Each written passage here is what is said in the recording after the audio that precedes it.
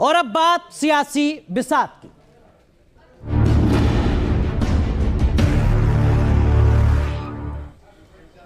और अब बात ज्ञानवापी विवाद की, जिस पर यूपी के सीएम योगी आदित्यनाथ का बेहद अहम बयान सामने आया। योगी आदित्यनाथ के इस बयान के मायने क्या हैं? क्या उनकी बातों को मुस्लिम पक्ष वाकई तरजीह देगा? आखिर योगी आदित्यनाथ ने ज्ञानवापी विवाद पर क्या कहा? क्या उनके बयान के बाद कोर्ट के बाहर इस मुद्दे को वाकई सुलझाने के लिए ईमानदार पहल होगी?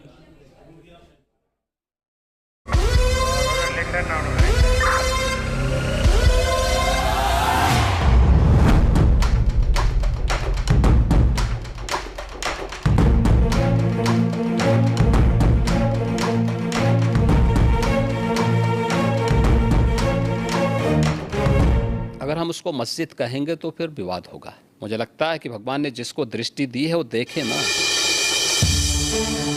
सवाल ज्ञानवापी का है, सबूत और सच्चाई अपनी जगह है, अपने अपने तर्क है, इतिहास की अपनी उलझने हैं, लेकिन असली सवाल वर्तमान और भविष्य का है। उसी भविष्य को ध्यान में रखते हुए यूपी के सीएम योगी आदित्यनाथ का अहम बयान सामने आया है। अगर हम उसको मस्जिद कहेंगे तो फिर विवाद होगा। हमें ज्ञानवापी बोल देना चाहिए। अगर वहाँ साक्ष्य हैं, भौतिक साक्ष्य हैं, शास्त्रीय प्रमाण होंगे, अन्य पुरातात्विक प्रमाण भी होंगे, तो स्वाभाविक रूप से इस पे निर्णय होना चाहिए। और मैं अपील करूंगा मुस्लिम समाज से भी, पुरानी गलतियों की पुनरावृत्ति न होने दें। बहुत शांतिपूर्ण तरीके से उपलब्ध साक्ष्य जो इस बात को प्रमाणित करते हैं। मुझे लगता है कि भगवान ने जिसको दृष्टि दी है वो देखे ना। त्रिशूल मस्जिद के अंदर क्या कर रहा है? हमने तो नहीं रखे ना। वहाँ तो सुरक्षा है, सेंट्रल फोर्सेज है, उनके मुतवल्ली हैं, ताला चाबी उनके पास रहती है। त्रिशूल कैसे वहाँ बने हुए हैं? ज्योतिर्लिंग हैं, देव प्रतिमाएं हैं, पूरी दीवारें चिल्ला चिल्ला के क्या कह रही है? ना कोई लाग लपेट, ना कोई घुमाकर बात, सीधी बात, सीधा संदेश। इसी सियासी अंदाज के लिए जाने जाते हैं योगी आदित्यनाथ। ज्ञानवापी को मस्जिद क्यों नहीं कहना चाहिए, इसके लिए योगी आदित्यनाथ के अपने तर्क हैं। इसके साथ ही उन्होंने मुद्दे के समाधान के लिए मुस्लिम समाज से अपील भी की। अब सवाल है कि क्या ज्ञानवापी के मुद्दे पर मुस्लिम समाज की तरफ से प्रस्ताव आएगा? क्या ज्ञानवापी का समाधान बातचीत से करने के लिए कदम बढ़ाए जाएंगे? इतिहास में गलतियां हुई, क्या कोई इस बात को स्वीकार करने के लिए बड़ा दिल दिखाएगा? मुस्लिम पक्ष ने उसकी मुखालिफत की है। वो आजकल में हाई कोर्ट जजमेंट देने वाली है और उसको देखते हुए उन्होंने इस तरह का एक बयान दिया, कंट्रोवर्शियल बयान दिया। ये जुडिशियल ओवररीच है। जहां 350 साल से नमाज हो रही हो, रेगुलर नमाज हो रही है, पांचों वक्त की जमात से नमाज हो रही है, तो मस्जिद नहीं बोलेंगे तो क्या बोलेंगे? अब ये गड़े मुर्दे उखाड़ के देश को पीछे क्यों ले जाना चाहते हैं? आगे की बात करें। जैसे राम मंदिर के मुद्दे में हुआ, ये तो तय है कि सियासत इस मुद्दे को आम सहमति से नहीं सुलझने देगी। बड़ा विवाद है, सवाल मजहब का है। पूरे मुद्दे पर मुस्लिम धर्मगुरु की क्या राय है, ये भी जानिए। क्योंकि ये मामला जितने भी हैं, चाहे वो ज्ञानवापी का मामला हो, सुप्रीम कोर्ट से लेकर हाई कोर्ट में है और सब जुडिशियल है, कानून में इस पर बहसें हो रही हैं। इसलिए मुझे नहीं लगता है कि कानून और कोर्ट से बाहर जाकर किसी भी तरीके की बयानबाजी करना इस केस के ताल्लुक से मुनासिब होगा।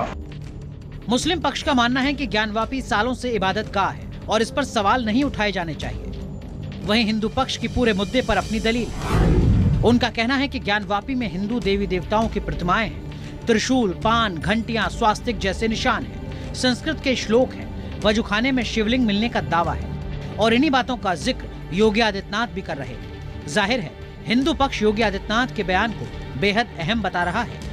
मुस्लिम पक्ष का यही कहना था कि वहाँ पे कमीशन ना जारी किया जाए, और वहाँ कमीशन जारी किया जाएगा तो स्ट्रक्चर को डैमेज पहुंचेगा। तो वहाँ पे उस समय एडिशनल डायरेक्टर साहब ने ये भी बताया कि हमारा एफिडेविट बहुत क्लियर है कि बिना स्ट्रक्चर को क्षति पहुंचाए हुए ये सर्वे हम कंडक्ट करेंगे। यूपी के सीएम योगी आदित्यनाथ उस विचारधारा की नुमाइंदगी करते हैं जो सालों से हिंदुस्तान में लिखे जा रहे ऐतिहासिक नजरिए पर सवाल उठाता है।